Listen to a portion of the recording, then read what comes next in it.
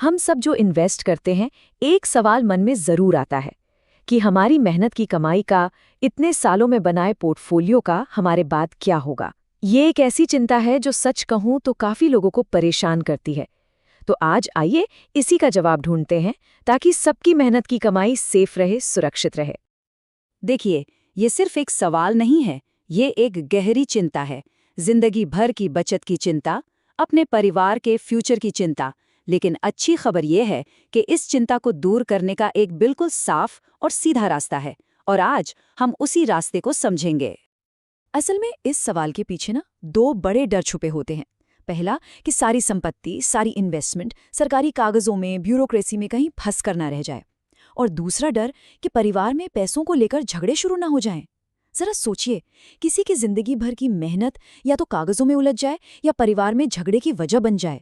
हम आज यही समझेंगे कि ऐसा होने से कैसे रोका जा सकता है।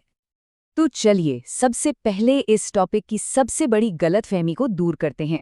अक्सर लोग नॉमिनी और लीगल हेयर यानी कानूनी वारिस, इन दोनों के बीच कंफ्यूज हो जाते हैं।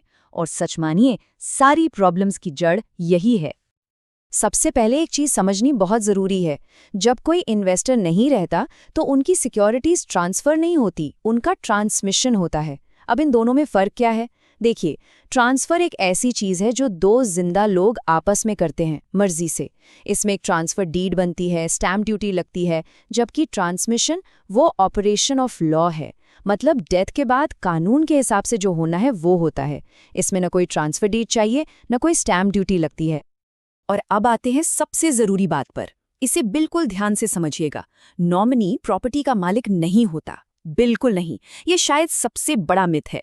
नॉमिनी सिर्फ एक केयरटेकर है, एक ट्रस्टी है, एक निगरानी रखने वाला। उसका काम सिर्फ इतना है कि वो एसेट्स को हासिल करे और उसे असली मालिक यानी लीगल हेयर्स तक सुरक्षित पहुंचा दे। और ये कोई सलाह या ओपिनियन नहीं है, ये देश का कानून है। सुप्रीम कोर्ट ने 2023 में शक्ति येज़दानी केस में इस बात पर हमेशा के लिए मुहर लगा दी। एकदम साफ कर दिया कि नॉमिनी सिर्फ एक संरक्षक है, एक ट्रस्टी है। असली हक तो कानूनी वारिसों का ही है। और ये वारिस कौन होंगे?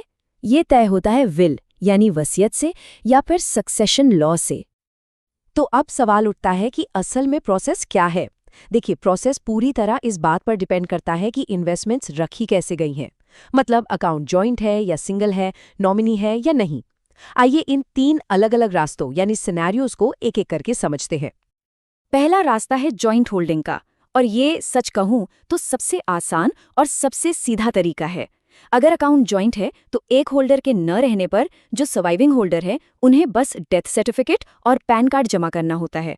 बस इतना करते ही डिसीज्ड का नाम अकाउंट से हटा दिया जाता है और सारे एसेट्स ऑटोमेटिकली सर्वाइवर के हो जाते हैं। कोई लंबा चौड़ा प्रोसेस नहीं, कोई झंझट नहीं। अब आते हैं दूसरे रास्ते पर। यह है सिंगल होल्डिंग, लेकिन नॉमिनी के साथ। ये भी एक अच्छा ऑप्शन है। अगर अकाउंट सिंगल है पर उसमें नॉमिनी का नाम है तो प्रोसेस काफ़ी आसान हो जाता है। नॉमिनी को बस डेथ सर्टिफिकेट, पैन और अपनी KYC डिटेल्स देनी होती हैं। इसके बाद शेयर्स नॉमिनी के डीमैट अकाउंट में आ जाते हैं। लेकिन यहाँ एक बहुत ज़रूरी बात है जिसे हमने अभी पहले भी डिस्कस किया था। नॉमिनी का काम यहाँ ख़त्म नहीं होता, वो सिर्फ एक ट्रस्टी है। कानूनन उसे वो शेयर्स असली वारिसों को ही देने होंगे।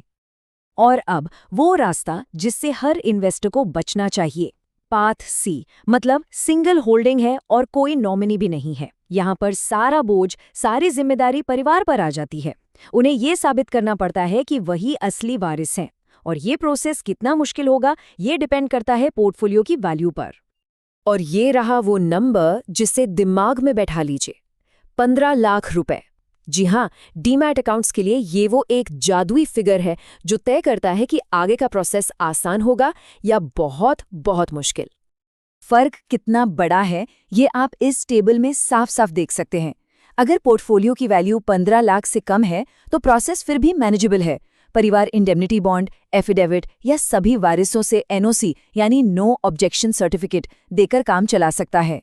लेकिन अगर वैल्यू इससे ज्यादा है तो फिर सीधा कोर्ट का ऑर्डर लाना पड़ता है। ये अनिवार्य है, मैंडेटरी है, और इसमें महीनों, कभी कभी तो सालों लग जाते हैं। चलिए अब प्रोसेस से आगे बढ़ते हैं और एक और बड़े सवाल पर आते हैं। टैक्स। टैक्स का क्या होगा? क्या इतनी मेहनत से जोड़ी गई पूंजी का एक बड़ा हिस्सा टैक्स में चला जाएगा? ये सवाल आई एम श्योर सबके मन में होता है कि जब परिवार को विरासत में ये पोर्टफोलियो मिलेगा तो क्या उन्हें इस पर भारी भरकम टैक्स देना पड़ेगा? तो इसका जवाब आप सबको काफी राहत देगा। फिलहाल इसका जवाब है नहीं। इंडिया में अभी कोई इनहेरिटेंस टैक्स नहीं है। मतलब जब वारिसों को शेयर्स या म्यूचुअल फंड्स मिलते हैं, उस समय उस ट्रांजैक्शन पर उन्हें 1 रुपया भी टैक्स नहीं देना पड़ता। ये एक टैक्स फ्री ट्रांसफर है। तो फिर टैक्स कब लगता है?